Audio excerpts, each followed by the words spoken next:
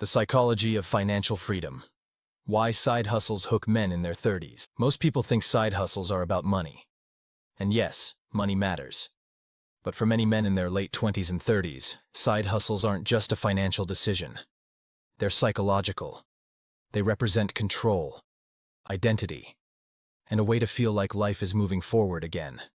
Because for a lot of people, the traditional path doesn't feel as stable as it used to. A job can feel like a trap.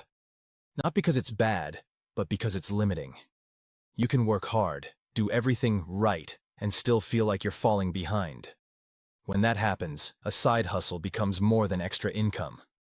It becomes hope. And psychologically, hope is powerful. It changes how people handle stress. It changes how they see the future. It gives meaning to effort again. There's also the need for control.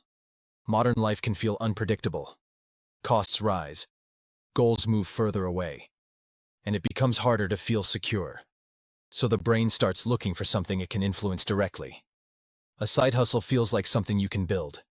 Even if small. Even if it's slow. It feels like you're no longer waiting for permission. And that feeling alone can be addictive. Another reason side hustles hook people is identity. For many men, work is tied to self-worth.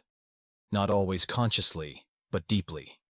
So if your job doesn't reflect how capable you feel, or how ambitious you are, you start to feel misaligned.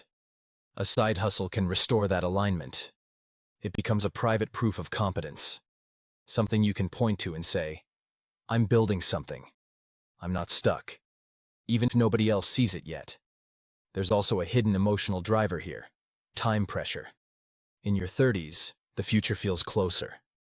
You become more aware of years passing. That awareness can create urgency. And urgency makes people gravitate toward paths that feel like leverage. A side hustle feels like leverage. Not because it's easy, but because it has upside. And when life feels like it's narrowing, upside becomes attractive. But there's a trap too. Some people chase side hustles the way others chase distraction. They keep starting. They keep consuming advice. They keep imagining the future. But they avoid the boring part, repetition.